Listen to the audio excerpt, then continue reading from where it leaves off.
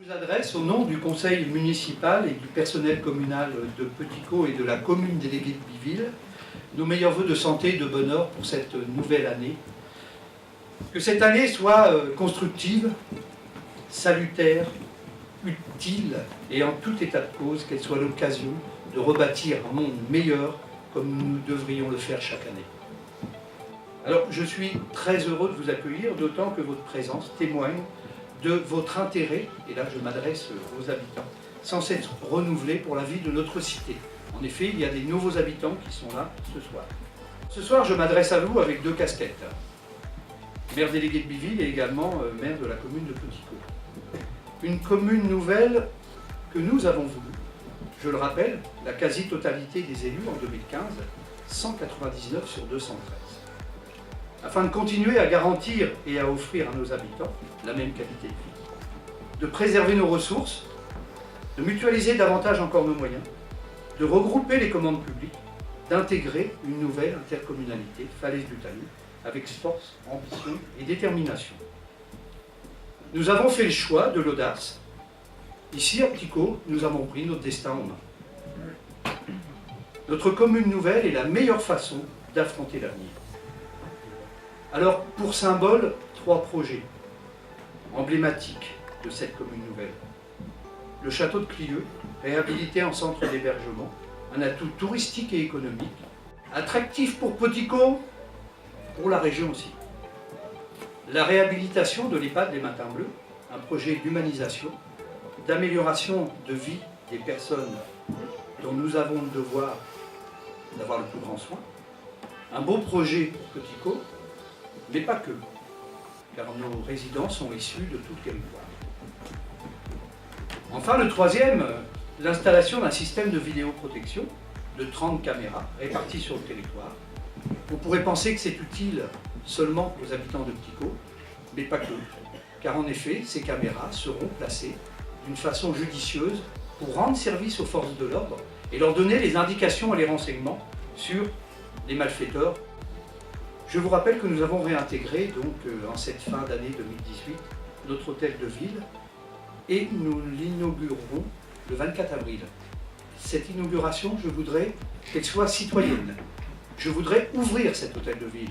Certes, il est fait pour les agents. Certes, il y a des conditions de travail qui sont améliorées. Mais c'est d'abord à vous, les comarins, qu'est destiné ce bâtiment. Et je voudrais que ce jour-là, vous puissiez visiter, vous promener, aller voir dans les services, aller parler avec les gens qui y travaillent, aller leur demander ce qu'ils font, aller constater que cette machine, cette véritable administration de la commune de Petit-Caux, c'est beaucoup de travail avant tout. Alors, désormais fort d'une population de 10 000 habitants, 9 680 exactement au 1er janvier 2019, nous avons vocation à devenir dans les années qui viennent un moteur pour la région. Et si derrière moi vous avez une carte qui vous indique où se situe géographiquement la commune de Petit-Caux, il y a parfois des journalistes qui l'oublient. Dernièrement, dans un article retraçant, reprenant la démographie de la région dieuppoise, eh bien, toutes les communes étaient représentées, et ce qui est très bien, de la plus grande, Dieppe, à la plus petite, les Ifs, et puis Petit-Caux, rien. Pas un mot, pas un chiffre, pas une indication, pas un point sur la carte. Petit-Caux avait disparu du territoire. Donc à nous de nous battre, à nous de défendre bien sûr cette position importante que nous ne voulons pas hégémonique, mais que nous voulons quand même comme une reconnaissance, encore une fois, de l'effort des élus et des agents qui y travaillent. Terre d'énergie, c'est le slogan de notre communauté de communes, Falaise du Talus. Vous pouvez compter, Monsieur le Président et cher Gérard, sur nous pour respecter cet esprit. Alors bien entendu, l'investissement, les équipements ne suffisent pas à la vie d'un village, d'une commune. Ça tient aussi dans la force, la valeur de l'engagement des acteurs locaux. Vous, les animateurs, les associations, les bénévoles, les petites mains, comme on dit, Je vous félicite de votre implication, votre modestie, votre altruisme, votre dynamisme au service de chacun. Alors je ne vais pas toutes les citer sur Petit Co, ce sont 110 associations qui sont vivantes, qui font vraiment vivre le territoire et qui assurent ce lien social indispensable.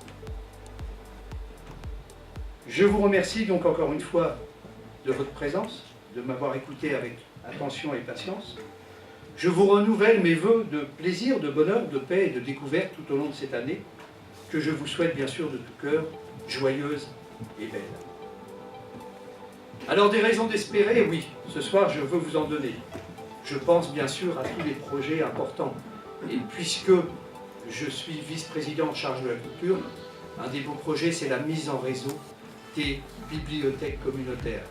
Mais bien sûr, les bibliothèques communales n'y perdront pas au change. Nous avançons malgré nos difficultés parce que nous tenons fermement un cap. Nous tous ici sommes prêts à ce combat de la vie dans lequel nous avons notre place à prendre. Foch disait fort joliment, on n'est vaincu que lorsqu'on s'avoue vaincu. Or, mes propos de ce soir illustrent plutôt des succès, nos succès communs. Et là, je pense au parc éolien offshore. Je pense à la 3e et 4e tranche de notre centrale nucléaire de Penly. Je pense à nos artisans qui ont besoin de visibilité, de simplicité et aussi de commande. Je pense à tous ces acteurs qui ont besoin de nos collectivités. Alors qu'il en soit ainsi pour cette nouvelle année, je renouvelle bien sûr mes vœux de plaisir, de bonheur, de paix, de découverte, et je vous souhaite une bonne année 2019. Merci.